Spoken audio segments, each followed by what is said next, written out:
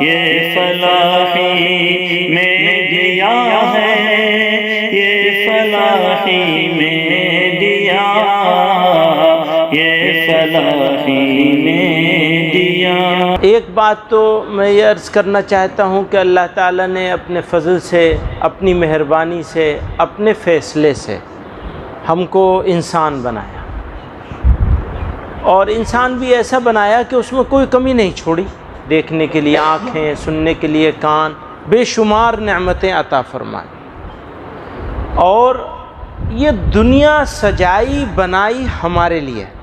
فرمایا الدنیا خلقت لکم وَإِنَّكُمْ خُلِقْتُمْ لِلْآخِرَةِ، تو یہ دنیا تمہارے لیے بنائی گئی، سجائی گئی، اور بے شمار نعمتیں اس جسم کے اندر اور اس جسم کے باہر۔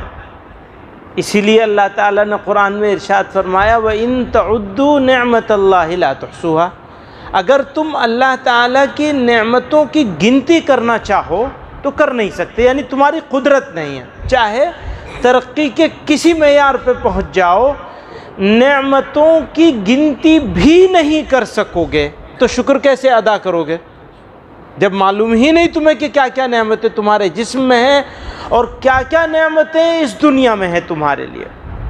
پھر اللہ تعالیٰ نے ہم کو ایمان عطا فرما دیا، یعنی انسان بنایا اور ایمان بھی عطا کر دیا کہ اگر یہ ایمان نہ ہو، یا زندگی ایمان پر نہ گزرے، یا موت ایمان پر نہ آئے،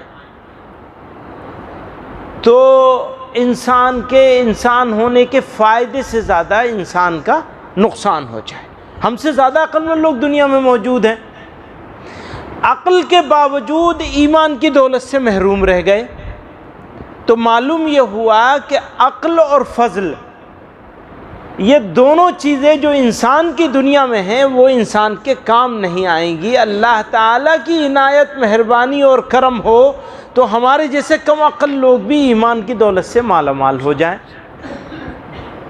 اب یہ دولت مل گئی اور اپنے محبوب صلی اللہ علیہ وسلم کا امتی بنا کر نعمتوں کی تکمیل کر دی، اللہ تعالیٰ نے مکمل کر دی۔ اب اس سے زیادہ نعمت کیا ملے گی؟ بس بات صرف اتنی سی ہے کہ موت بھی ایمان پر آ جائے، ایک ہی چیز ہے بس۔ اگر مرتے وقت تک ہم اس ایمان کو بچا کے لے گئے تو ہم کامیاب ہو گئے۔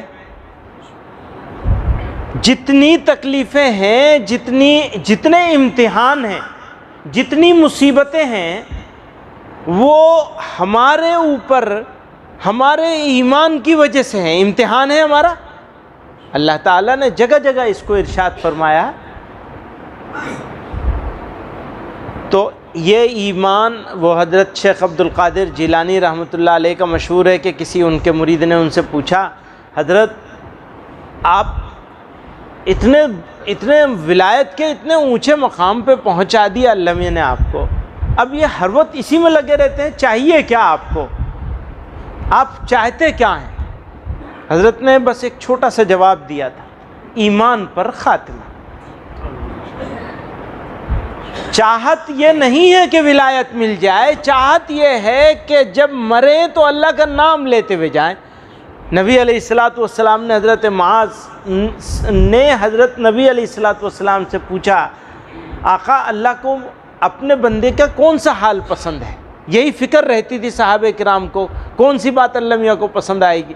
نبی علیہ السلام نے فرمایا، جب موت آئے تو وہ میرا نام لیتا ہوا ہے۔ اللہ میاں کا نام لیتے ہوئے حالت میں اگر موت آ جائے، یعنی ایمان کے ساتھ موت آ جائے، اللہ کو سب سے زیادہ بندے کی یہی حالت پسند ہے۔ تو اللہ تعالیٰ نے ہمیں انسان بنایا، ایمان عطا کیا، اور اپنے محبوب صلی اللہ علیہ وسلم کو امتی بنایا۔ اب ہمارا مشن جو ہے وہ ایک ہی ہے کہ موت بھی ایمان پر آ جائے۔ اب ہماری زندگی میں جتنے اعمال ہیں وہ جڑے ہوئے ہیں اسی کوشش سے۔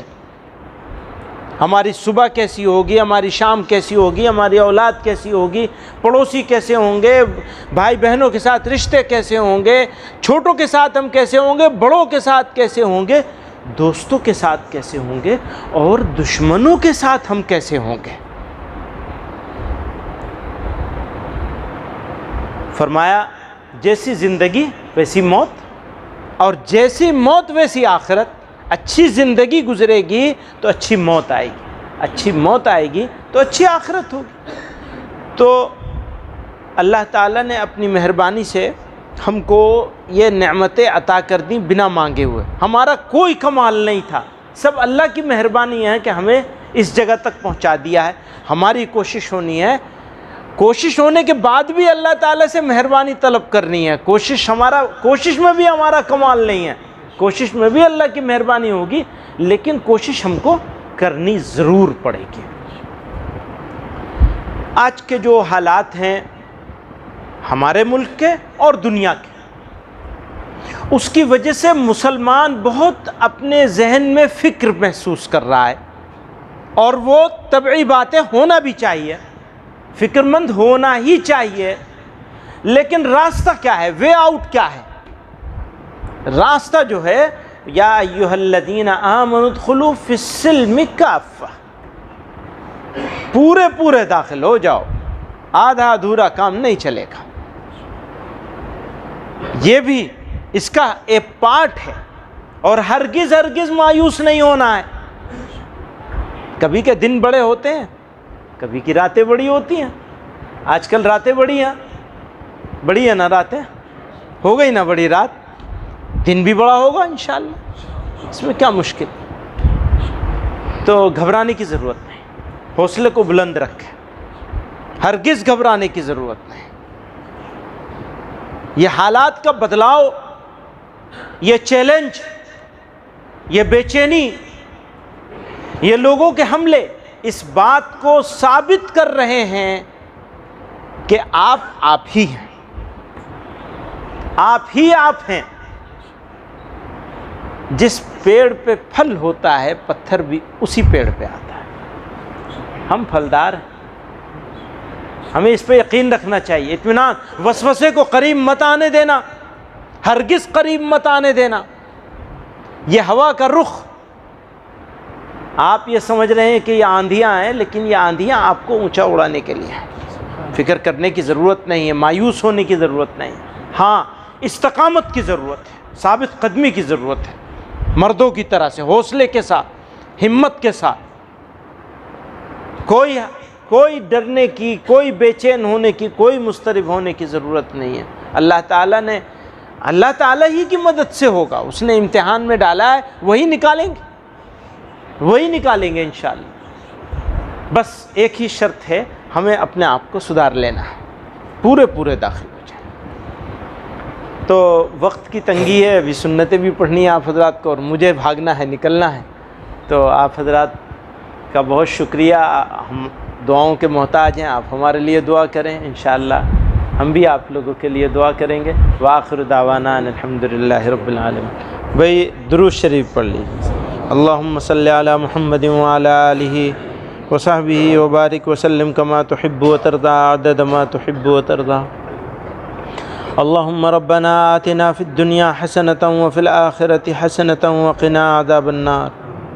اللہم ربنا لا تزغ قلوبنا بعد إذ هديتنا وهب لنا من لدنك رحمة إنك أنت الوهاب۔ اللہم ربنا ظلمنا أنفسنا وإن لم تغفر لنا وترحمنا لنكونن من الخاسرين واعف عنا واغفر لنا وارحمنا انت مولانا فانصرنا على القوم الكافرين۔ اے اللہ ہمارے گناہوں کو معاف فرما، ہماری خطاؤں سے درگزر فرما، ہمارے حال پر رحم فرما۔